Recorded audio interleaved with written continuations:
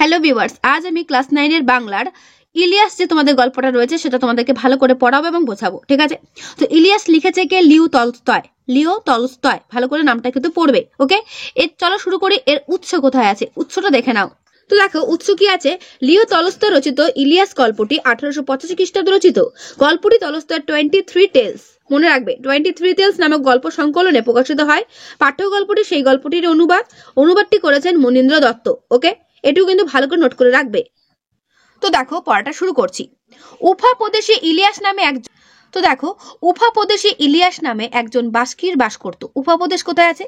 উফা প্রদেশ আছে পশ্চিম রাশিয়ার বাস্কর্তস্তান প্রজাতন্ত্রের একটা রাজধানী। ঠিক আছে, সেখানে বেলায়া ও উফা নদীর সংগমস্থলে একটা জায়গা রয়েছে, সেটাই হচ্ছে এই উফা প্রদেশ। ওকে, তো 1574 খ্রিস্টাব্দে রাশিয়ার জার আইভান দ্য টেরিবলের নির্দেশে এই নগরটা কি হয়েছিল? তৈরি হয়েছিল। ওকে, আর এখানে অনেক ইতিহাসও কিন্তু রয়েছে। তাহলে উপপ্রদেশ হচ্ছে রাশিয়ার একটা পশ্চিম অঞ্চল। ঠিক আছে, পশ্চিম রাশিয়ার একটা অঞ্চল হচ্ছে উপপ্রদেশ। তো সেখানে ইলিয়াস নামে একজন বাস্কির অর্থাৎ তুর্কি গোষ্ঠী বসবাস করত। বাস এটুকুই জেনে রাখো। উপপ্রদেশে ইলিয়াস নামে একজন বাস্কির বাস করত, একজন তুর্কি গোষ্ঠী, তার নাম হচ্ছে ইলিয়াস। সে কি করতো? বসবাস করত। ইলিয়াসের বিয়ের 1 বছর পরে যখন তার বাবা মারা গেল তখন সে না ধনী না দরিদ্র। তাহলে ইলিয়াস যখন বিয়ে করে ঠিক তার 1 বছর পরে তার বাবা কিন্তু মারা যায়। তখন সে না ধনী থাকে না দরিদ্র, অর্থাৎ সে বড়লোকও না গরিবও না, এরকম তার অবস্থা থাকে। 7টা ঘটকি মানে কি? অর্থাৎ স্ত্রী ঘোড়া, 2টো গরু আর 20টা ভেড়া, এই তার যা কিছু বিষয় সম্পত্তি, মানে এইগুলোই তার তখন সম্পত্তি হিসেবে ছিল। কিন্তু ইলিয়াসের সুব্যবস্থায় তার সম্পত্তি কিছু কিছু করে বাড়তে লাগলো। অর্থাৎ ইলিয়াসের যে বুদ্ধি, সেই বুদ্ধির জোরে কি হলো? আস্তে আস্তে তার সম্পত্তি বাড়তে লাগলো। সে আর তার স্ত্রী সকলের আগে ঘুম থেকে ওঠে আর সকালের পরে ঘুমোতে যায়। সকলের পরে মানে তারা এতটাই সকালে ঘুম থেকে ওঠে, কাজ করে, এবং সকলের পরে অর্থাৎ সবার পরেও আবার কি করে? ঘুমোতে যায়। দেরি করে ঘুমায় আর তাড়াতাড়ি ঘুম থেকে ওঠে, এটাই হচ্ছে কথা। সকাল থেকে রাত পর্যন্ত কাজ করে, ফলে প্রতি বছরই তার অবস্থার উন্নতি হতে লাগলো। অর্থাৎ খুব পরিশ্রম করে তারা, এবং তাদের আস্তে আস্তে কি হতে লাগলো? উন্নতি হতে লাগলো। এইভাবে 35 বছর পরিশ্রম করে, কত বছর মনে রাখবে? 35 বছর পরিশ্রম করে সে প্রচুর সম্পত্তি করে ফেললো। তখন তার 200 ঘোড়া, তাহলে দেখো সম্পত্তি বেড়ে কত দাঁড়িয়েছে? 200 ঘোড়া, 150 গরু মোষ আর 1200 ভেড়া। ভাড়াটে মজুররা তার গরু ঘোড়ার দেখাশোনা করে। ভাড়াটে মজুরানীরা দুধ, দই, কুমিশ, মাখন আর পনির তৈরি করে। কুমিশটা হচ্ছে ঘোড়ার দুধ দিয়ে বানানো একটা পাতলা লিকুইড টাইপের কোনো খাবার। ঠিক আছে, যেটা ঘোড়ার দুধ দিয়ে বানানো হয়, মানে স্ত্রী ঘোড়ার দুধ দিয়ে বানানো হয়। তো সেটা কি করে? ওই যারা মহিলা অর্থাৎ ভাড়াটে মজুরানীরা, যারা মহিলা আর কি, যারা মহিলা কাজ করে তারা কিন্তু এটা করে, এগুলো বানায়। মোট কথা ইলিয়াসের তখন খুব বোলাও, অর্থাৎ ইলিয়াসের তখন খুব ভালো পরিস্থিতি। পাশের লোক সকলেই তাকে ঈর্ষা করে, ঈর্ষা মানে হিংসা করে, বলে ইলিয়াস তো ভাগ্যবান। তারা কি বলে ওঠে? ইলিয়াস তো ভাগ্যবান পুরুষ, কোনো কিছুরই অভাব নেই, ওর তো মরবারই দরকার নেই, মানে ওর এত কিছু আছে, ওর মরণ আর হবে না, ও সারা জীবন অমর থাকবে। লোকে ঈর্ষা করে অর্থাৎ হিংসা করে এই কথাগুলো বলতো। বোঝা গেল? আচ্ছা, ভিডিওটা চলাকালীন একটা কথা বলি, যখন আমি গল্পটা পড়াচ্ছি বা তোমরা যখন শুনছো তখন কিন্তু অবশ্যই তোমাদের টেক্সটটা খুলে বসবে, তাহলে কি হবে? পড়াটা লাইন বাই লাইন শুনতে পাবে এবং পড়াটা ভালো বুঝতেও পারবে। দেখো পরের পাতায়, ক্রমে ভালো ভালো লোকের সঙ্গে তার পরিচয় হতে লাগলো। এখানে তার বলতে কার? ইলিয়াসের। দূর দূরান্ত থেকে অতিথিরা তার সঙ্গে দেখা করতে আসে। সকলকেই স্বাগত জানিয়ে সে তাদের ভোজ্য পানীয় দিয়ে সেবা করে, অর্থাৎ ভালো ভালো খাবার দিতে কি করে? অতিথি আপ্যায়ন আর কি। যে যখনই আসুক কুমিশ, চা, শরবত আর মাংস সব সময়ই হাজির। মানে এগুলো তারা কি করতো? মানে ইলিয়াস তাদেরকে খাওয়াতো। অতিথি এলেই 1টা বা 2টো ভেড়া মারা হয়, সংখ্যায় বেশি হলে ঘটকিও মারা হয়, অর্থাৎ ভেড়াও খাওয়ানো হয়, আবার স্ত্রী ঘোড়াও ঘোড়ার মাংস খাওয়ানো হয়।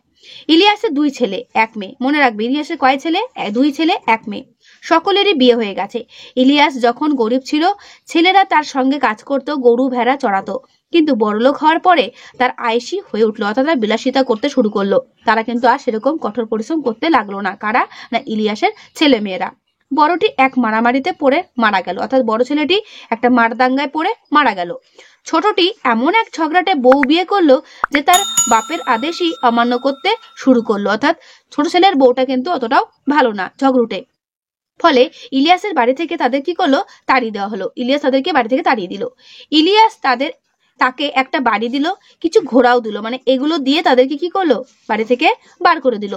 ফলে ইলিয়াসের সম্পত্তিতে টান পড়লো, কিছুটা কমে গেল। তারপর ইলিয়াসের ভেড়ার পালে মরক লেগে অনেকগুলো মরে গেল। ভেড়ার পালে মরক লেগে কি হলো, অনেকগুলো ভেড়া আবার মরেও গেল। মরক কথার মানে হচ্ছে মহামারী, ঠিক আছে। তো মহামারীতে কি হয়, বহু মানুষ বা প্রাণী একসঙ্গে কি হয়, মারা যায়, তো সেটাই হচ্ছে মহামারীকে বলা হয় মরক, ঠিক আছে। তো মরক লেগে কি হলো, অনেক ভেড়া মারাও গেল।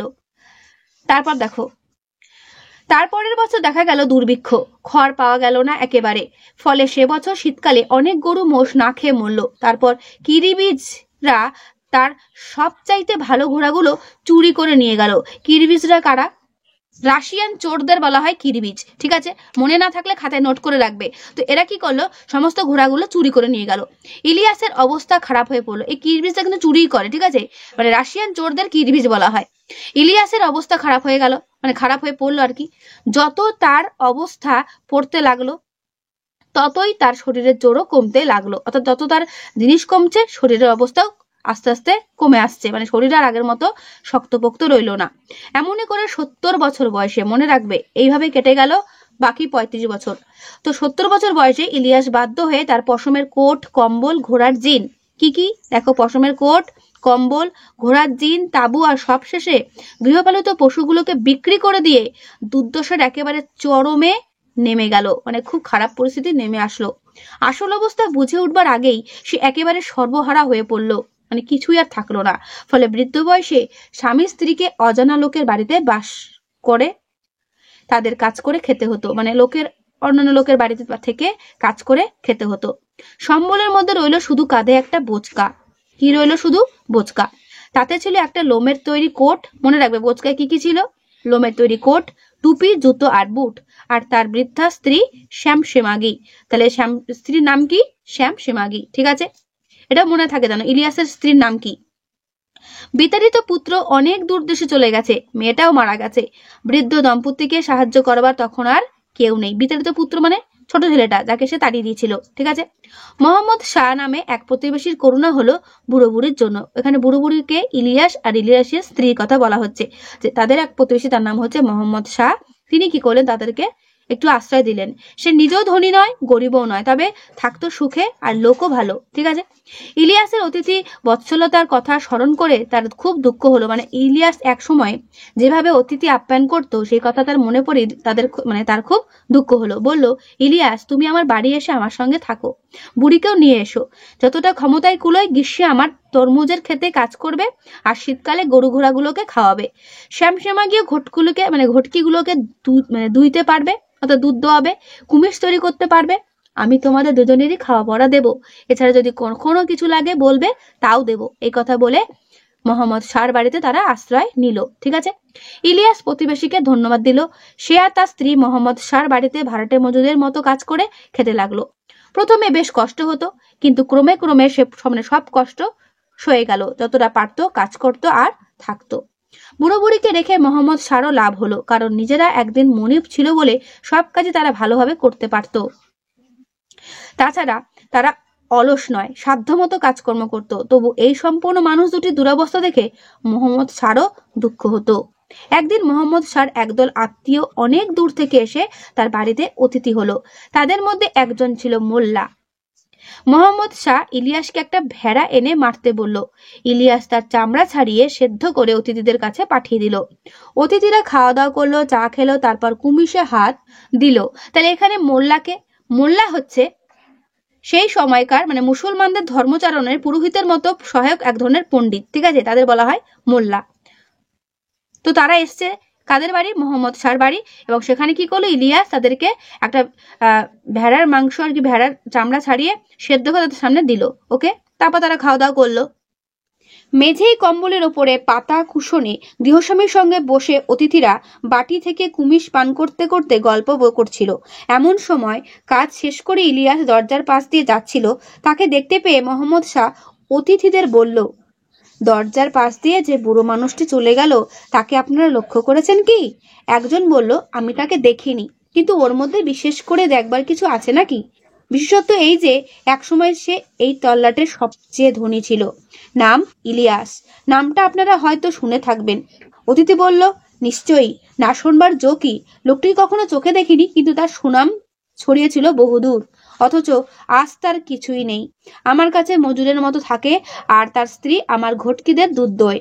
অতিথি সবিস্ময়ে জিভ দিয়ে চুকচুক করে শব্দ করলো, মানে খেতে লাগলো। ঘাড় নাড়তে নাড়তে বলল, সত্যি ভাগ্য যেন চাকার মতো ঘোরে, একজন ওপরে ওঠে তো আর একজন তলায় পড়ে যায়। আহা, বলুন তো, বুড়ো লোকটা এখন নিশ্চয়ই খুব বিষণ্ণ। কি জানি, খুব চুপচাপ আর শান্ত হয়ে থাকে, কাজও করে ভালো। অতিথি বলল, লোকটির সঙ্গে একটু কথা বলতে পারি কি? জীবন সম্পর্কে ওকে কিছু জিজ্ঞাসা করতে চাই আমি, মানে জীবনে তিনি কত কিছু অভিজ্ঞতা লাভ করেছে সেই সম্পর্কে জানতে চায় অতিথিরা। কার কাছ থেকে? ইলিয়াসের কাছ থেকে। গৃহস্বামী বলল, নিশ্চয়ই পারেন। তারপর তাঁবুর বাইরে গিয়ে ডাকলো, বাবাই, একবার এদিকে এসো তো, তোমার বুড়িকেও সঙ্গে নিয়ে এসো, আমাদের সঙ্গে একটু কুমিশ পান করবে। ইলিয়াস ও তার স্ত্রী এলো। ইলিয়াস অতিথি ও গৃহস্বামীকে নমস্কার করলো, প্রার্থনা করলো, তারপর দরজার পাশে এক কোণে বসলো। তার স্ত্রী পর্দার আড়ালে গিয়ে কর্ত্রীর পাশে বসলো। এখানে কর্ত্রী হচ্ছে বাড়ির মালকিন, তার পাশে গিয়ে বসলো। ইলিয়াসকে এক বাটি কুমিজ দেওয়া হলো। সে আবার অতিথি ও গৃহস্বামীকে মাথা নিচু করে নমস্কার করলো এবং একটু খেয়ে বাকিটা নামিয়ে রাখলো। অতিথি তাকে জিজ্ঞাসা করলো, আচ্ছা বাবাই, আমাদের দেখে তোমার অতীত জীবনের সুখ সমৃদ্ধির কথা স্মরণ করে, অর্থাৎ মনে কি পড়ে, এবং এখনকার দুরবস্থার কথা ভেবে কি খুবই কষ্ট হচ্ছে? ইলিয়াস হেসে বলল, সুখ দুঃখের কথা যদি বলি আপনারা হয়তো আমার কথা বিশ্বাস করবেন না, বরং আমার স্ত্রীকে জিজ্ঞাসা করুন। তিনি মেয়ে মানুষ, তার মনেও যা মুখেও তাই। এই বিষয়ে তিনি পুরো সত্য বলতে পারবেন। অর্থাৎ তিনি স্ত্রীর কথা বললেন এবং স্ত্রীকে বলতে বললেন পুরো সত্য কথাটা, অর্থাৎ তার বউকে। অতিথি তার পর্দার দিকে তাকিয়ে বলল, আচ্ছা ঠাকমা, আগেকার সুখ আর এখনকার দুঃখ সম্পর্কে তোমার মনে কথাটা বলো তো। পর্দার আড়াল থেকে শ্যামশ্যামাকে বলতে লাগলো, এই হলো আমার মনের কথা। কি না, 50 বছর এই বুড়ো আর আমি একত্র বাস করেছি, মানে একসঙ্গে থেকেছি, সুখ খুঁজেছি কিন্তু কখনো পাইনি, আর আজ এখানে এই আমাদের 2য় বছর। তারপর দেখো, যখন আমাদের কিছুই নেই, যখন আমরা ভাড়াটে মানুষের মতো বেঁচে আছি, তখন আমরা পেয়েছি সত্যিকারের সুখ, আর আজ কিছুই চাই না। অতিথিরা বিস্মিত, মানে অবাক হয়ে গেল কথাটা শুনে। গৃহস্বামীও বিস্মিত। সে উঠে দাঁড়ালো, পর্দা সরিয়ে বুড়ির দিকে তাকালো, 2 হাত ভেঙে বসে সে স্বামীর দিকে চেয়ে হাসছে, স্বামীও হাসছে, অর্থাৎ স্বামী স্ত্রী নিজেদের দিকে তাকাচ্ছে আর হাসছে। বুড়ি আবার কথা বলল, আমি সত্য কথাই বলছি, তামাশা করছি না। এখানে তামাশা মানে কি? তামাশা মানে কোনো মজা করছি না বা কোনো মিথ্যা কথা বলে গল্প বলা, মানে বলছি না, এটা তিনি মানে বোঝানোর চেষ্টা করছেন। ঠিক আছে, অর্ধ শতাব্দী ধরে, অর্থাৎ 50 বছর ধরে আমরা সুখ খুঁজেছি। যতদিন ধনী ছিলাম কখনো সুখ পাইনি, কিন্তু আজ এমন সুখের সন্ধান পেয়েছি যে আর কিছুই আমরা চাই না। কিন্তু এখন কিসে তোমাদের সুখ হচ্ছে বলছি। যখন ধনী ছিলাম, বুড়োর বা আমার এক মুহূর্তের জন্য শান্তি ছিল না, কথা বলবার সময় নেই, অন্তরের কথা ভাববারও সময় নেই, মানে এতটাই তারা পরিশ্রম করেছিল, তখন তাদের এক মুহূর্ত সময় ছিল না এসব কথা ভাবার এবং একটু শান্তি খোঁজার। সেটাই বলছে, ঈশ্বরের কাছে প্রার্থনা করবারও সময় নেই, দুশ্চিন্তারও অন্ত ছিল না, এতটাই দুশ্চিন্তা তখন ছিল। হয়তো অতিথিরা এলেন এক দুশ্চিন্তা, কাকে কি খেতে দিই, কি উপহার দিই যাতে লোকে নিন্দা না করে, এই এক চিন্তা, মানে এই সবই কিন্তু তাদের চিন্তার বিষয় ছিল। আবার অতিথিরা চলে গেলে মজুরদের দিকে নজর দিতে হয়, তারা যেমন কম খাটে বেশি খেতে ব্যস্ত, মানে তারা যেমন কম খেটে বেশি খেতেই ব্যস্ত, এরকম ব্যাপার। তেমনি আমরা নিজেদের স্বার্থে তাদের উপর কড়া নজর রাখি, সেও তো পাপ। অন্যদিকে দুশ্চিন্তা, এই বুঝি নেকড়েতে ঘোড়ার বাচ্চা বা গরুর বাচ্চাটা নিয়ে গেল, কিংবা চোর এসে ঘোড়াগুলোই নিয়ে সরে পড়লো। রাতে ঘুমোতে গেলাম কিন্তু ঘুমোবার উপায় নেই, মনে দুশ্চিন্তা, ভেরি বুঝি ছাগলগুলোকে চেপে মেরে ফেললে, ফলে সারা রাতি ঘুম ছিল না। একটা দুশ্চিন্তা পেরোতেই আর একটা এসে মাথার উপর চাড়া দিত, মানে একের পর এক দুশ্চিন্তা তাদের পেছনে মানে থাকতো আর কি। শীতের জন্য যথেষ্ট খড় মজুর তো আছে, এছাড়া বুড়োর সঙ্গে মতবিরোধ ছিল। সে হয়তো বলল এটা এভাবে করা হোক, আমি বললাম অন্যরকম, ফলে ঝগড়া, সেও তো পাপ, মানে এরকম অশান্তি লেগেই থাকতো। কাজেই এক দুশ্চিন্তা থেকে আরেক দুশ্চিন্তায়, এক পাপ থেকে আরেক পাপে দিন কাটতো। সুখী জীবন কাকে বলে কোনোদিন বুঝিনি। আর এখন বুড়ো আর আমি একসঙ্গে সকালে উঠি, দুটো সুখ শান্তির কথা বলি, ঝগড়াও কিছুই নেই, দুশ্চিন্তাও কিছু নেই। আমাদের একমাত্র কাজ প্রভুর সেবা করা, যতটা খাটতে পারি স্বেচ্ছাই খাটি, কাজেই প্রভুর কাজে আমাদের লাভ বই লোকসান নাই। অর্থাৎ প্রভুর এই দেখাশোনা করাতে আমাদের লাভ বেশিটাই হচ্ছে, লোকসান একটুও হচ্ছে না, সেটাই মানে বলছে। বাড়িতে এলেই খাবার ও কুমিশ খাই, শীতকালে গরম হওয়ার জন্য লোমের কোট আছে, জ্বালানি আছে, আত্মার কথা আলোচনা করবার বা ভাবার মতো সময় আছে ঈশ্বরের কাছে প্রার্থনা করবার। 50 বছর ধরে সুখ খুঁজে খুঁজে এতদিনে পেয়েছি। অতিথিরা হেসে উঠল, কিন্তু ইলিয়াস বলল, বন্ধুগণ হাসবেন না, এটা তামাশা নয়। মানে এতগুলো কথা শোনার পরে তারা হাসছে, তখনই ইলিয়াস বলছে এটা হাসবেন না, এটা বহু অভিজ্ঞতা করার পর আজকের এই কথাগুলো কিন্তু মুখ থেকে বেরোচ্ছে, তো সুতরাং এখানে তাদেরকে হাসতে বারণ করা হচ্ছে। এটাই মানুষের জীবন। আর আমার স্ত্রী আর আমি অবুঝ ছিলাম, তাই সম্পত্তি হারিয়ে কেঁদেছিলাম, কিন্তু ঈশ্বর আমাদের কাছে সত্যকে উন্মুক্ত করেছেন। আর সে কথা যে আমরা আপনাদের বললাম তা ফুর্তির জন্য নয়, আপনাদের কল্যাণের জন্য, কারণ আপনারা জীবনের মানেটা বুঝুন, যেটা আমরা এতদিনে বুঝেছি, সেটাই ইলিয়াস বলার চেষ্টা করছে। তখন মোল্লা বললেন, এটা খুবই জ্ঞানের কথা। ইলিয়াস যা বলল সবই সত্য, পবিত্র গ্রন্থে লেখা আছে। দেখো এখানে একটা জিনিস পাওয়া গেল, মোল্লা তো মুসলমানদের, তাহলে এখানে ইলিয়াসের যা কথা সেগুলো কিন্তু মুসলমানদের পবিত্র গ্রন্থেও লেখা আছে, যে কোনটা সঠিক কোনটা বেঠিক। শুনে অতিথিরা ভাবতে বসলো যে হ্যাঁ সত্যি তো, কথাটার মধ্যে একটা সত্যতা আছে। সম্পাদিত তর্জমা কে করেছেন? মনীন্দ্র দত্ত। বোঝা গেল? তো এই হলো তোমাদের ইলিয়াস গল্পটা। কেমন লাগলো গল্পটা অবশ্যই আমায় জানিও। ভালো লাগলে একটা লাইক ও বন্ধুদেরকে শেয়ার করতে ভুলো না, ঠিক আছে? এর পরের ভিডিওতে আমি কিন্তু ইলিয়াসের প্রশ্ন তো তোমাদেরকে দিয়ে দেবো, তো পড়াটা ভালো করে পড়ো আর যতবার বন্ধুদেরকে শেয়ার করে দিও। ওকে, তো আজকে এখানেই, দেখা হবে নেক্সট ভিডিওতে। ভালো থেকো সবাই, আর অবশ্যই ভালো করে পড়ো।